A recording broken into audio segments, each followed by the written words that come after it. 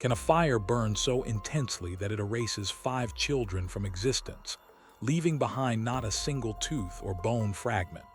Or can a fire be a perfect cover for a crime so monstrous it defies belief? This is the central, chilling question of the Sodder family, a mystery born in the flames of Christmas Eve, 1945, that continues to haunt us to this day. In the small, close-knit town of Fayetteville, West Virginia, the Sodder family was a picture of the American dream. George Sodder, an Italian immigrant, and his wife Jennie had built a successful life and a large, happy family. They had 10 children in total, and on that fateful Christmas Eve, 9 of them were at home, celebrating the holiday, their house filled with warmth and excitement for the morning to come. The night began with small, unsettling oddities. At around 10 p.m., the phone rang.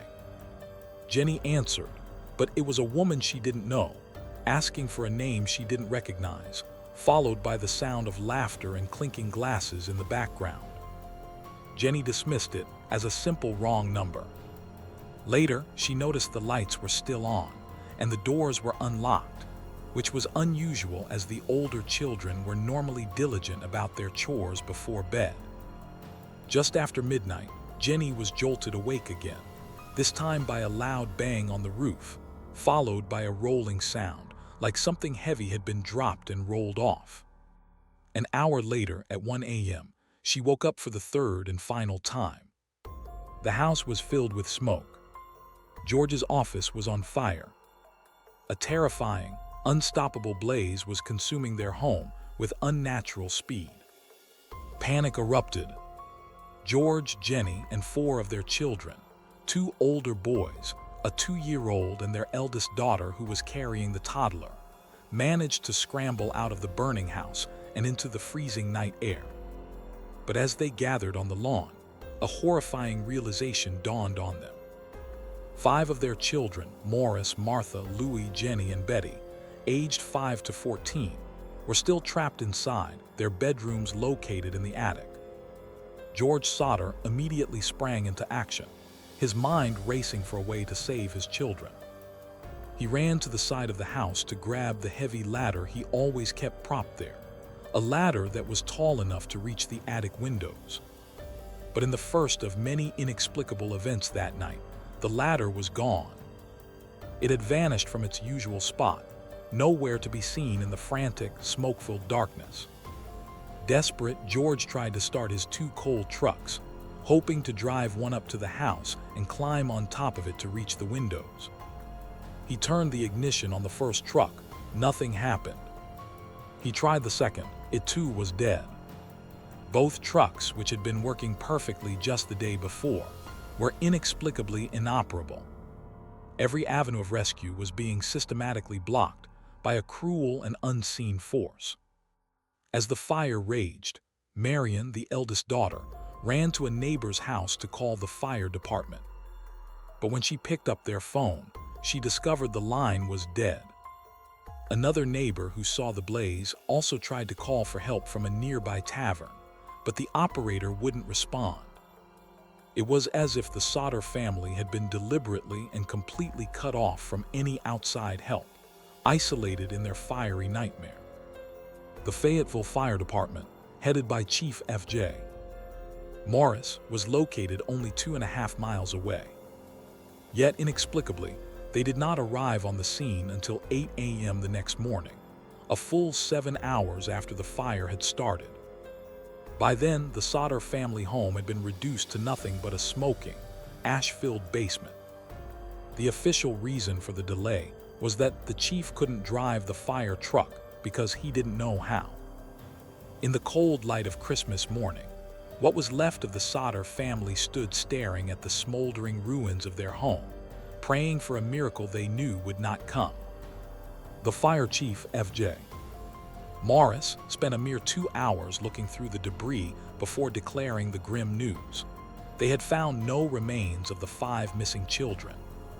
He concluded that the fire had been hot enough to completely cremate their bodies. George and Jennie Sodder refused to believe it. Jennie, having worked in a crematorium, knew that even after hours of intense heat, bones almost always remained.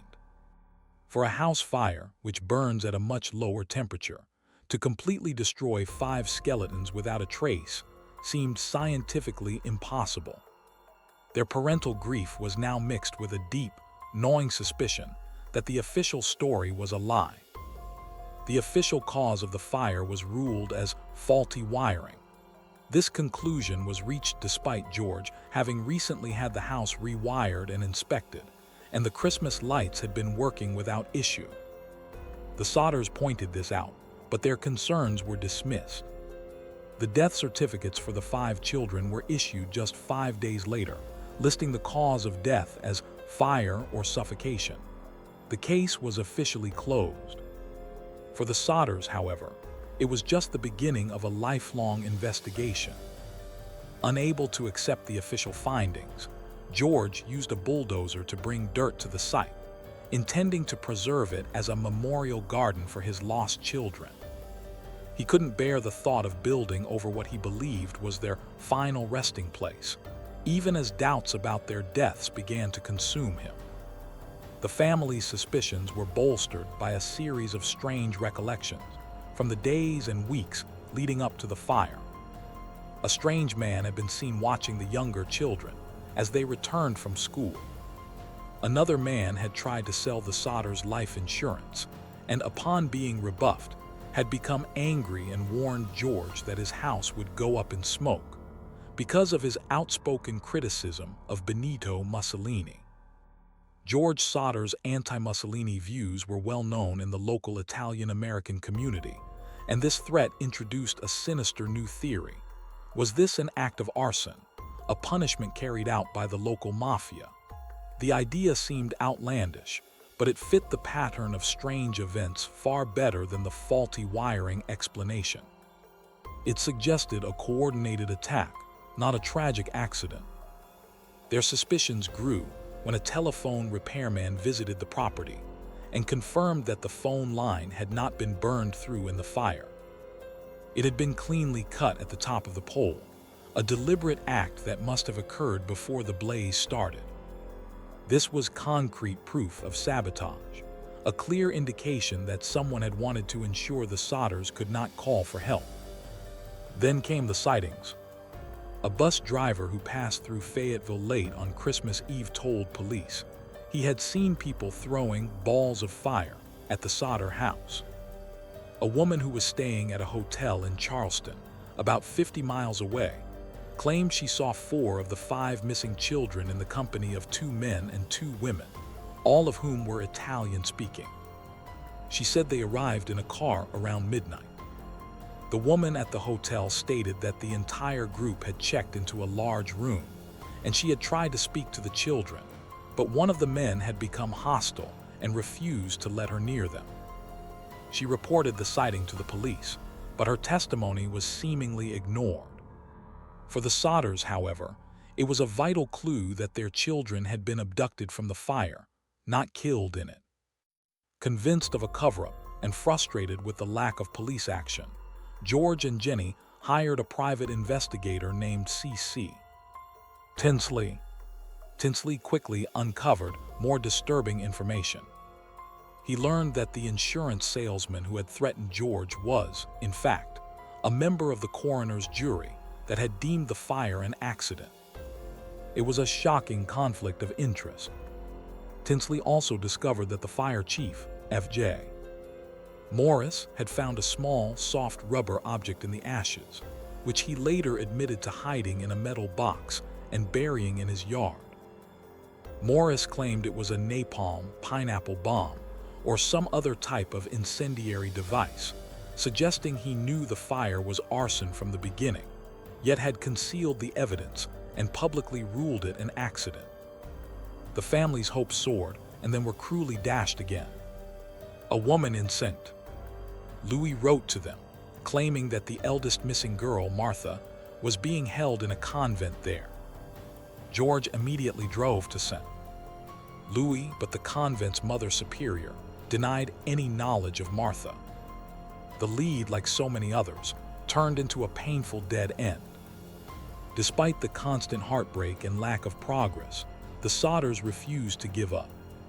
They printed flyers with the children's pictures and offered a $5,000 reward for information, which they later doubled to $10,000.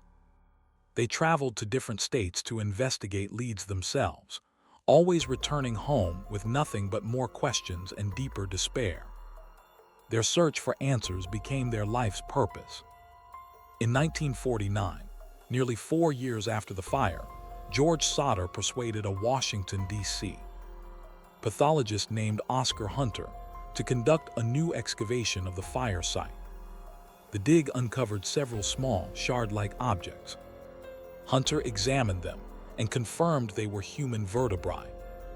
However, his final report delivered a bombshell that changed the entire case. Dr. Hunter's report stated that the 4 lumbar vertebrae he found all belonged to the same person. Crucially, he determined that the bones showed no signs of being exposed to fire. He also concluded that, given the state of the bones, the individual would have been around 16 or 17 years old, older than the eldest missing child, Morris, who was 14. This was not one of the Sodder children. The discovery of the bones raised even more disturbing questions. How did unburned human remains end up buried in the Sodders' basement? Had someone planted them there, perhaps from a local cemetery, in a deliberate attempt to convince the family to stop their investigation? The official story was now completely shattered. There was zero evidence the children had died in the fire, and clear evidence of a cover-up. Fueled by this new, grim evidence, the Sodders' campaign for the truth intensified. In 1952, they erected a large, stark billboard along Route 16, showing the pictures of their 5 missing children. It offered the $10,000 reward and laid out the known facts of the case, a silent, heartbreaking testament to a family's undying hope and a community's dark secret. The billboard would remain there for the rest of their lives. For years, the billboard stood as a landmark of sorrow and mystery, a constant reminder to the people of Fayetteville and the thousands who drove past it. The family received letters and supposed tips from all over the country, but none led to a credible breakthrough. The case grew colder with each passing year, but the parents' belief that their children were alive somewhere never wavered. Then in 1968, more than 2 decades after the fire, a new and tantalizing clue arrived in the mail. Jennie Sodder received an envelope addressed only to her, postmarked from Central City, Kentucky. Inside was a photograph of a young man in his mid to late 20s. On the back of the photo, a cryptic handwritten message read, "Louis Sodder. I love brother Frankie. Illo boys. A90132 or 35. The family was stunned. The young man in the photograph bore a striking resemblance to their son Louis, who would have been in his late 20s at the time.